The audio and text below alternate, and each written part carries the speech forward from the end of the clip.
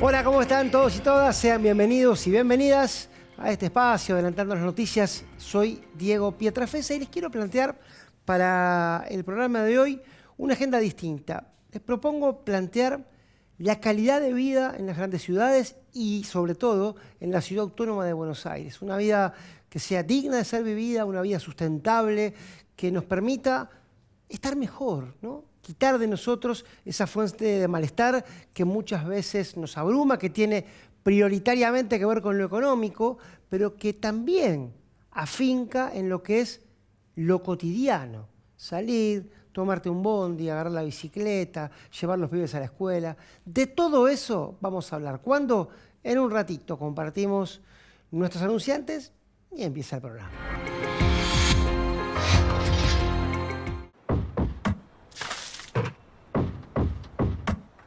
Vacía, limpia y cepilla los recipientes que acumulen agua.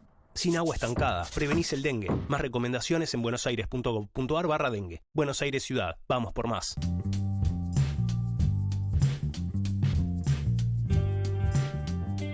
Elegí pagar menos. Elegí pagar anual. Este año podés pagar tus impuestos en una única cuota anual y así conseguir hasta un 15% de descuento. Estar al día tiene beneficios. ARBA, Agencia de Recaudación de la Provincia de Buenos Aires. Cuando cargas Infinia, es un camino de ida. Porque rinde más kilómetros por litro para que puedas llegar más lejos. Te da más potencia para que tengas la máxima performance. Y limpia tu motor para que lo sientas siempre como nuevo. Infinia con tecnología Turbo Clean es un camino de ida. Más potencia, más autonomía, más limpieza para andar mejor.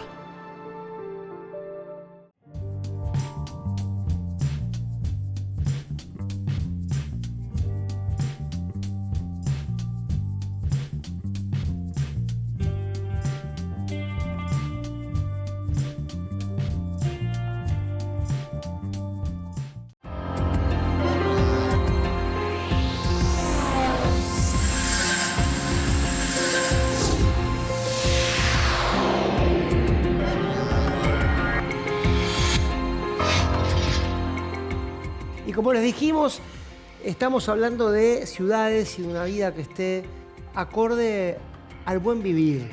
No es fácil, las agendas políticas a veces van en un sentido y en otro, pero es bueno ir apuntando hacia allí porque se trata simplemente de tu vida, mi vida, la de todos los días en el Pago Chico, allí donde vivimos. Y por eso invitamos hoy a Manuel Socias. Él es licenciado en Ciencias Políticas y dirige el Instituto de Desafíos Urbanos del Futuro. Hola Manuel, gracias por acompañarnos en el día de hoy. Gracias por la invitación. Los agradecidos somos nosotros, también te agradecemos, Walter, por estar como cada semana. Y bueno, lo dicho también, ¿no?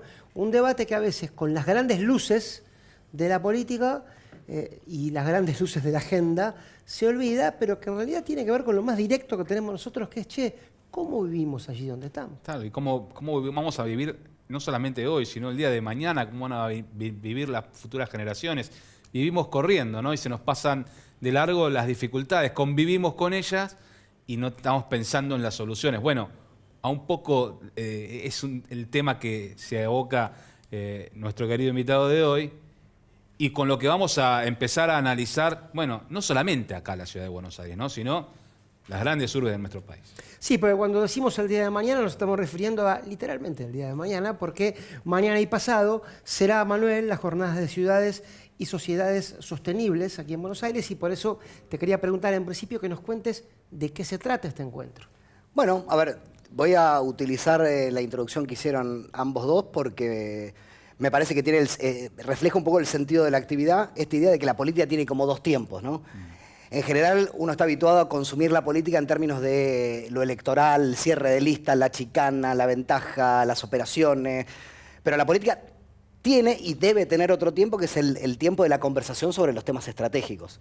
De lo que se trata esta actividad que vamos a hacer el jueves y el viernes en la legislatura de la Ciudad de Buenos Aires es precisamente darnos el ámbito para conversar sobre los desafíos globales de las ciudades en general, y por supuesto de la Ciudad de Buenos Aires también en particular, pero que tiene que ver con tendencias más de largo plazo, tendencias, cosas estructurales, que nos saquen un poco de esto, insisto, el cierre de lista, los candidatos, la disputa por los cargos, ¿no? Que darle a la política, cosa que lamentablemente en la Argentina ha dejado de ser habitual, pero darle a la política un espacio para conversar donde nadie tiene la verdad revelada. En criollo nadie le encontró el agujero al mate a algunos problemas y es una responsabilidad política generar los ámbitos para que esa conversación sea posible. Digo, más allá de la tapa del diario del día siguiente, poder encontrar soluciones comunes a problemas complejos que son desafíos de todas las grandes ciudades, no solo de Buenos Aires. Sí, la vida urbana presenta eso en todo el mundo y bueno, Buenos Aires y las grandes ciudades también de la Argentina tienen esa realidad. Sí, uno de los desafíos que siempre se mencionan tienen que ver con la sustentabilidad, ¿no? Con la posibilidad de tener una vida un poco más tranquila y además en la cual podamos convivir con un escenario, bueno, se habla mucho en la ciudad, ¿no? De higiene, de pensar en el reciclaje, de pensar en cómo consumimos, en qué es lo que consumimos y en cómo nos afecta, en el transporte. Hay muchas cosas que nos involucran en el día a día, que pasamos de largo, como decía en algún momento, pero que vale la pena analizar. Tuve la suerte de estar el año pasado en la ciudad de Copenhague, en Dinamarca, una de las ciudades que se caracteriza precisamente por el tema de la sustentabilidad, ¿no? Y mucho se lo observa en el andar cotidiano, en la movilidad, en las calles, en los hoteles, en cómo se cuida ese aspecto. ¿Qué es lo que están pensando para el futuro de la Argentina? Bueno, ahora te cuento en particular la agenda de este evento internacional, porque viene gente de Europa, de América Latina, de otras ciudades de la Argentina, y es importante que podamos hablar de los ejes, pero quiero contestar un poco lo que acabas de plantear.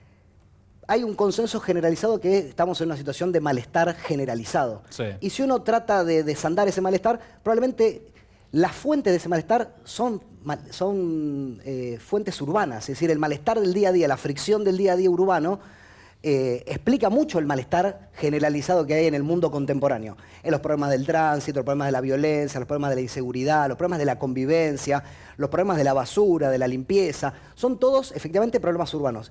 Y, paradojalmente, la agenda urbana es una agenda subestimada en la discusión política. Sobre todo en la Argentina, donde tenemos los grandes problemas nacionales, y la agenda urbana la hemos reducido a una agenda de carácter municipal en el mal sentido, el alumbrado, el barrido y la limpieza, cuando un poco tu metro cuadrado, tu estado de ánimo pasa por lo que ocurre en la ciudad.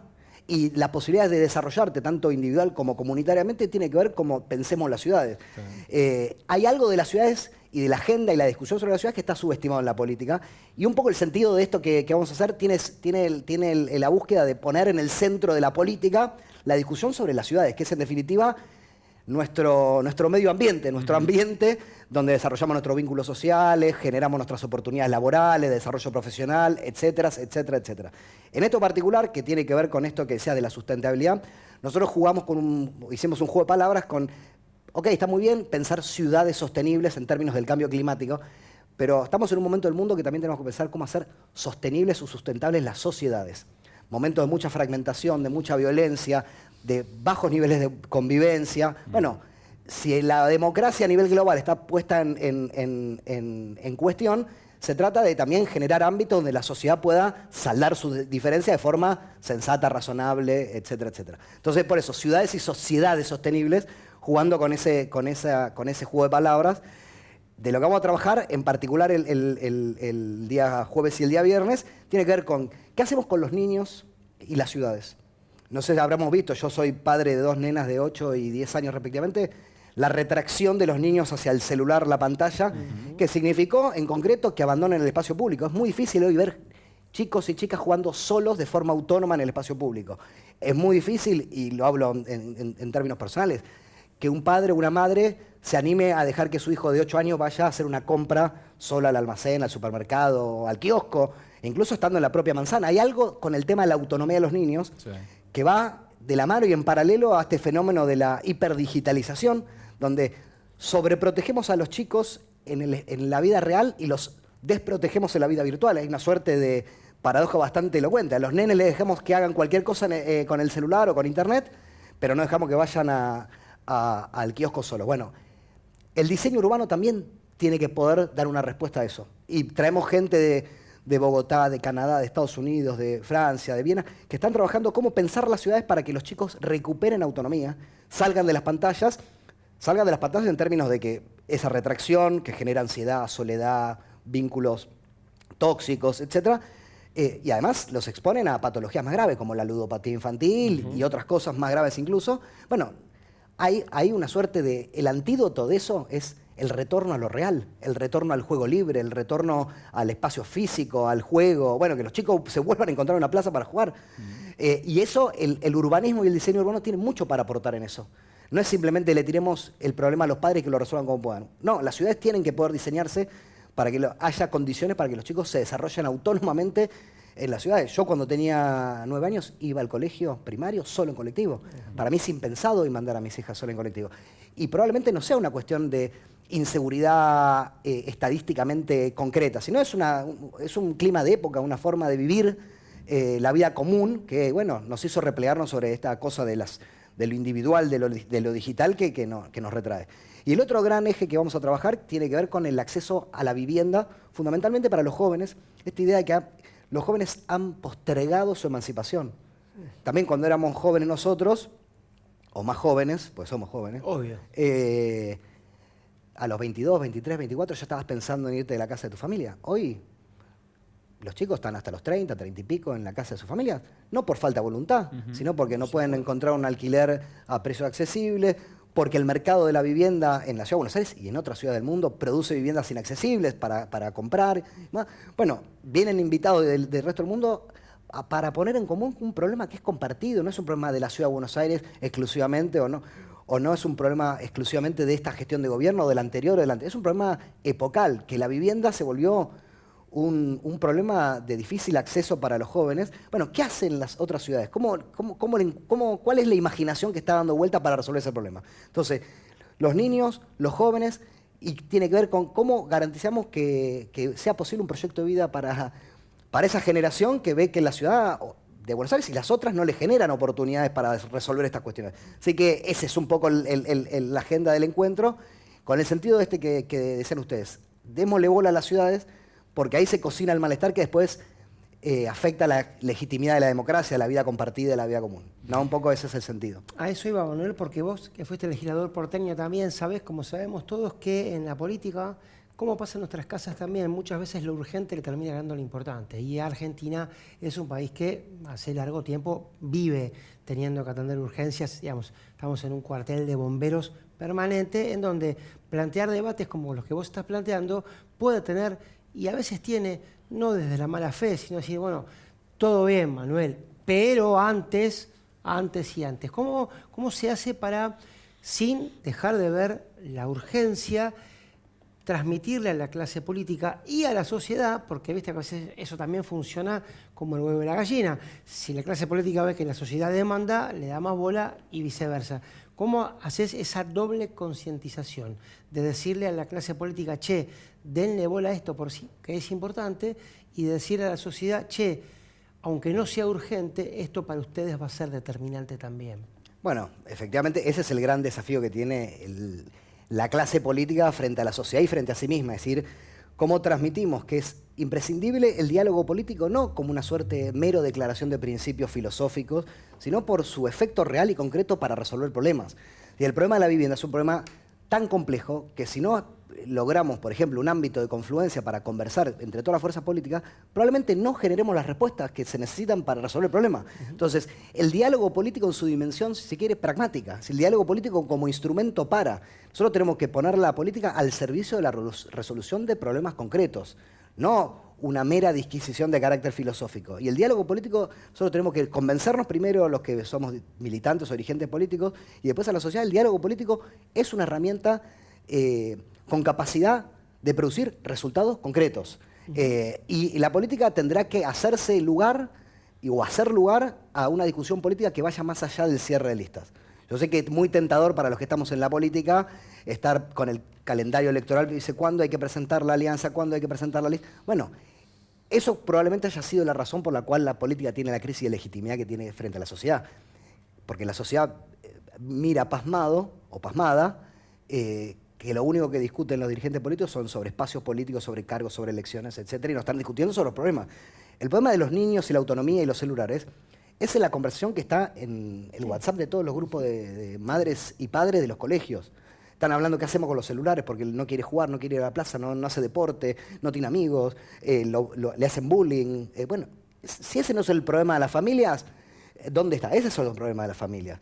Los pibes de 25, 26 años que no pueden ni siquiera alquilar. Bueno, esos son los problemas que tienen los jóvenes. No sé si están tan preocupados por la lista, cómo cerró la lista de tal partido en tal distrito. Me parece que están preocupados porque discutamos qué está haciendo París, por ejemplo, con el tema de los alquileres. ¿Qué está haciendo Viena? ¿Qué está haciendo Montevideo? ¿Qué están haciendo los chilenos? Tampoco siempre hay que ir a Europa. Hay experiencias incluso en la propia Argentina, gente que está recuperando la imaginación política, ¿no? Que tiene que ver con eso, recuperar la imaginación política para resolver problemas. De eso se trata. Walter. ¿Y cuál es el camino para llegar a convencer a aquellos que tienen que tomar decisiones de aplicar todo eso que estás discutiendo, todas esas alternativas que van surgiendo y que te las ponen sobre la mesa a la hora de tratar los problemas propios? Digo, ¿cómo se logra convencer? Mira, yo creo que estamos en un momento del mundo que la gran disputa es la disputa por la conversación. Es decir, quien domina la conversación encuadra los problemas y acerca las soluciones. Mi compromiso institucional con esta iniciativa que se llama Instituto de Desafíos Urbanos tiene que ver con generar conversación alrededor de los temas para sensibilizar a los que toman decisiones, a los legisladores, a los diputados, de que hay experiencias internacionales, regionales, locales, dignas de ser escuchadas y analizadas para ver si críticamente se pueden aplicar, por ejemplo, a la realidad de la Ciudad de Buenos Aires. Generando conversación, encuentros, talleres, estar en los medios. Hay que ver la disputa por la conversación, que la conversación no gira alrededor siempre del escándalo político o de la cosa, más de la chicana, sino que la conversación. Yo creo que la política en la Argentina y a nivel global subestima a la sociedad. La sociedad no quiere solo espectáculo, solo entretenimiento. No quiere que la política se convierta en un entretenimiento. Quiere que la política le resuelva los problemas. Una cosa tan elemental como eso, que resuelva algo. Y hace varios años que yo percibo que la política está en una suerte de loop endogámico, mirándose el ombligo, sin resolver los problemas concretos del día a día de la sociedad. Y eso es probablemente la principal fuente de la crisis de legitimidad de la política en general. Entonces, dominando la conversación me parece que es la respuesta a lo que vos planteás. Ajá. Hay que llenar la conversación de contenido de problemas concretos y de respuestas y soluciones y eso. Sí, volver a lo que siempre fue, ¿no? Pensaba también esta sociedad pendular, ¿no? A propósito de las necesidades no satisfechas, nosotros no hace 50 años, hace 5 años discutíamos y nos planteábamos, creo yo con razón, este famoso modelo del Pacto de la Moncloa, ¿no? En España, que como suele pasar a veces se habla mucho y se sabe poco, pero bueno, para los que están mirando tiene que ver con un gran acuerdo que hizo España tras la muerte del dictador Franco, incluso en fuerzas políticas antagónicas, que le permitió un resurgimiento político y económico muy valorado. Bueno, de eso pasamos ahora a la dinamita, ¿no? O sea, con el mismo entusiasmo es motosierra, dinamita, te odio, rata y insultos varios. Pero es la misma sociedad, quiero decir, porque en definitiva la política es el reflejo de la sociedad, ¿no? Si la sociedad pidiera otra cosa, la política haría otra cosa. Me refería, y que quería también ir sobre esto, ya intentamos dialogar sobre, ¿cómo le decimos al dirigente y a la gente, dale bola a esto porque es importante? Pero viene para mí la otra discusión, me imagino que para ustedes también, que es, y esto sale plata. ¿De dónde la sacamos?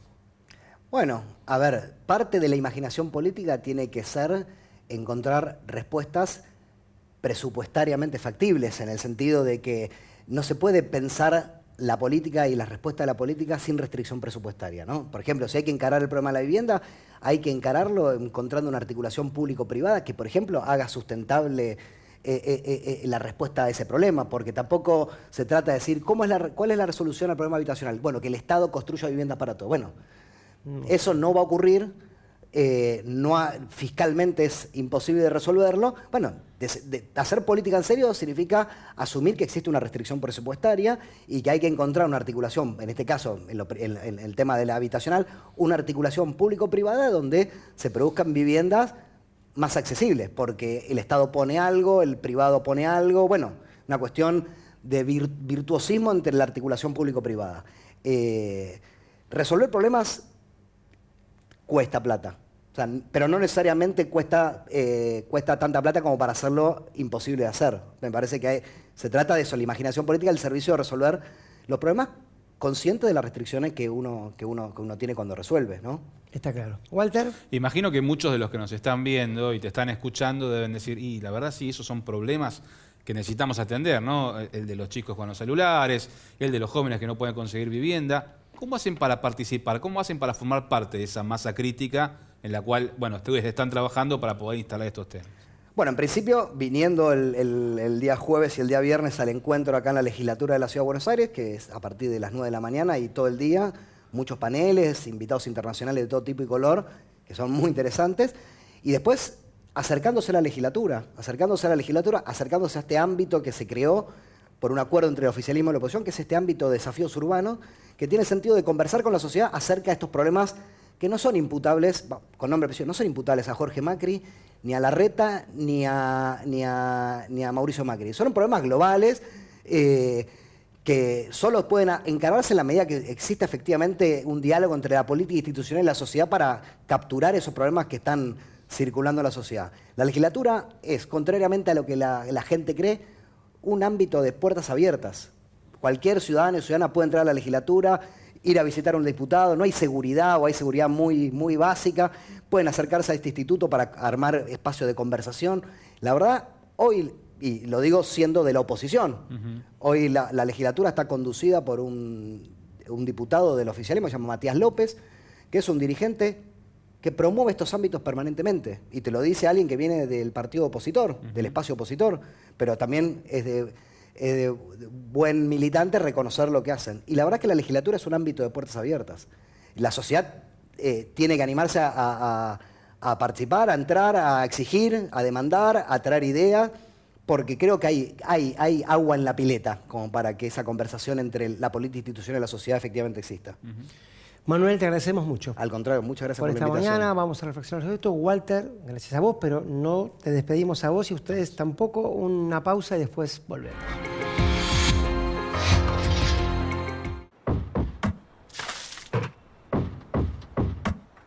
Vacía, limpia y cepilla los recipientes que acumulen agua. Sin agua estancada, prevenís el dengue. Más recomendaciones en buenosaires.gov.ar/dengue. Buenos Aires Ciudad. Vamos por más.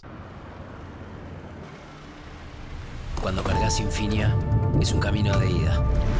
Porque rinde más kilómetros por litro para que puedas llegar más lejos. Te da más potencia para que tengas la máxima performance.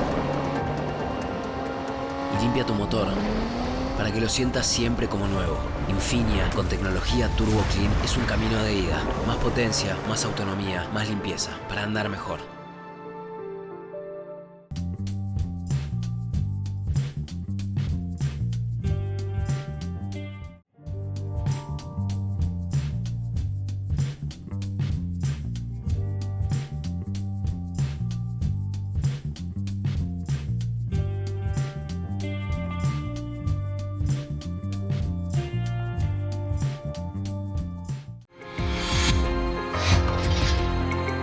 Y la salud ambiental, como decíamos Walter, es un episodio al que hay que prestarle mucha atención, pero la salud del bolsillo, lo dijimos también en el bloque anterior, ¿no? Lo urgente versus lo importante también nos ocupa.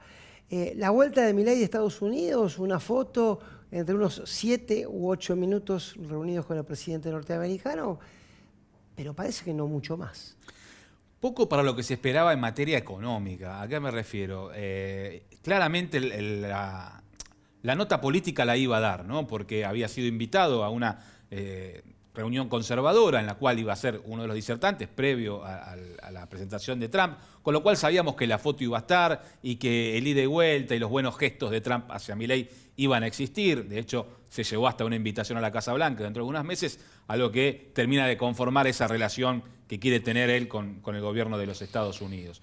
Eso, lo de Elon Musk, con esa imagen estridente con la motosierra, la reunión con Kristalina Georgieva, de la cual ahí sí ya se esperaba un poco más. Por lo menos alguna comunicación desde el lado del Fondo Monetario, diciendo, algo más que el simple seguimos charlando, seguimos negociando, ¿no? Hay una meta puesta por parte del gobierno y declaraciones hechas por el ministro de Economía, Luis Caputo, y por el propio presidente Milei, que han elevado la expectativa del resultado de esas negociaciones, ¿no? Se dijo que, bueno, en el primer cuatrimestre tiene que cerrarse el acuerdo y que ese acuerdo debería venir acompañado de fondos frescos que ayuden a atravesar esta necesidad que tiene la Argentina de levantar el cepo cambiario para que empiecen a llegar inversiones, para que la economía en definitiva se termine de destrabar. Esa meta Milei la puso y la fijó con una fecha, 31 de diciembre del 2025, el cepo cambiario ya no tiene que existir. Para que ocurra eso, se necesitan que las reservas del Banco Central pasen de negativas, las reservas netas, a positivas. Y hoy, con los ingresos que tenés de la balanza comercial, que está siendo superavitaria, aún así no te alcanza para que esas reservas terminen siendo positivas. ¿Por qué? Porque tenés un incremento de importaciones con una relativa recuperación de la economía, esto de haber salido, bueno, de la caída fuerte que tuvimos después del inicio de la gestión, una necesidad de que crezca, algunos impuestos que dejaron de recaudarse, que eran importantes, como el impuesto país, que era gran parte de la recaudación, con lo cual los ingresos hoy te están alcanzando para cubrir las importaciones, para atender las deudas que tenés pendientes. Este año hay vencimientos, y no solo de deudas, sino de BOP-reales y de otro tipo de préstamos que recibió la Argentina, del orden de los 8.000 millones, con lo cual lo que te entra por el saldo comercial lo vas a terminar sacando por la vía de pago de deudas y de, obviamente, lo que tiene que ver con las importaciones, incluyendo el superávit fiscal, que es lo que la Argentina está usando hoy para ir cubriendo ciertas partes de la deuda.